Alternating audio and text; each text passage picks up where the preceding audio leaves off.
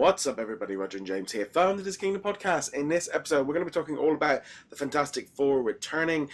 It was announced earlier last week that Marvel are basically bringing back the first family. They are bringing them all back with a brand new comic kicking off in August.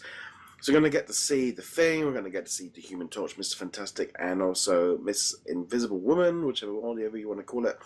They're going to be returning. It's kind of a bit odd because we've been seeing comic books with the Thing and Human Torch, but bringing this back kind of slides into that whole idea that whatever the problems have been with Fox, with the movie rights and stuff, well, by the looks of it, with the merger or the buyout coming through, and I'm sure there's been some deals done either way, even if it doesn't go through, the reins have been are officially being lifted on the Fantastic Four. Yep, and also they do have a new editor-in-chief, relatively new editor-in-chief now, so his practices or his ideas will start coming in as well. So hopefully that means not just the return of the Fantastic Four, but an increase in them and the X-Men as well. But yeah. It'll be fun to see the Fantastic Four, regardless of whatever reasons may have caused the Fantastic Four to go out of print for a little while and to be removed from all promotional items completely, including retroactively removing them from posters, which was a fun time. Yeah. They probably needed the break, honestly. That let them kind of sit on the sideline, let fan anticipation grow up, and it's worked in the past for other characters. We all know in comics everyone comes back. Nobody stays dead. It used to be the joke was that Uncle Ben and Bucky were the only two that stayed dead, and now Bucky isn't dead anymore, and Uncle Ben has come back a couple times. But this worked for Batman. It worked for Wolverine. It's currently working for Wolverine, I should say. And the Fantastic Four needed it. They needed a chance to rejuvenate.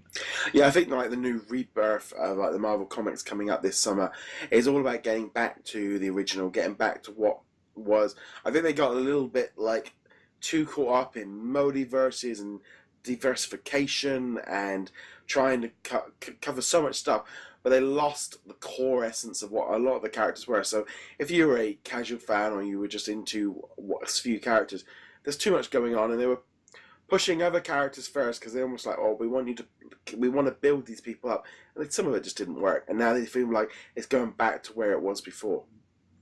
Yeah, and Marvel and DC, but especially Marvel at the moment, have been in a cycle of starts and restarts. We're going to go back to the original numbering. Oh no, we're going to have a bunch of number ones. Oh, we're going to go back to the original numbering. Oh, we're going to do both because that's not confusing at all. And yeah, and this is just the latest thing. Fantastic Four, at least, it makes sense to start them over at the beginning. Maybe pop them in with an updated origin story and then go from there. Yeah. I'll be honest, my history with the Fantastic Four actually dates way back to the early 80s. I remember having a videotape with an animated series or a couple of episodes on, and they had some weird-looking robot on a ship that was there because it wasn't even... Johnny Storm wasn't even part of the Fantastic Four. So for about 10 to 15 years, that was my only knowledge of the Fantastic Four, and one of them wasn't even there.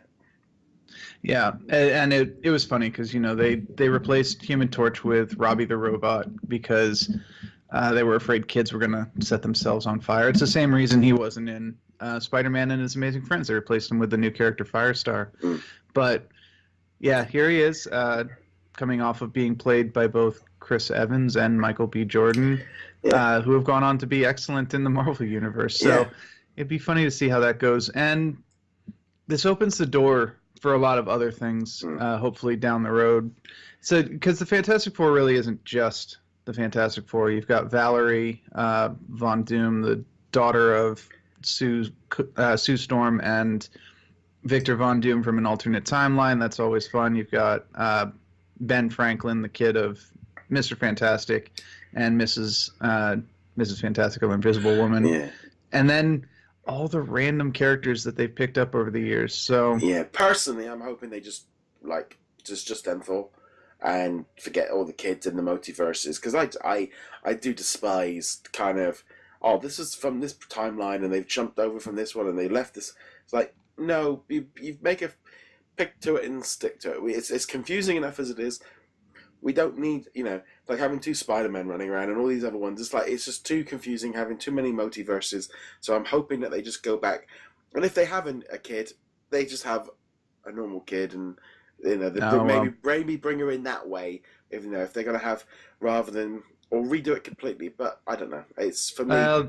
They caught themselves in their problem. Like you said, with multiple Spider-Man, if you got rid of, say, Miles Morales, you would then, for all the claims of people saying Miles is only there for representation or whatever, you would then flip it completely around if he's gone, and people would be, oh, you're getting rid of the Hispanic one, or the Hispanic black mix one, racist little bastards. And so they've kind of cut themselves into a corner. And while there's nothing like that in the Fantastic Four, at the same time, if you get rid of Ben, if you get rid of, or sorry, why do I keep calling Ben? Franklin Richards,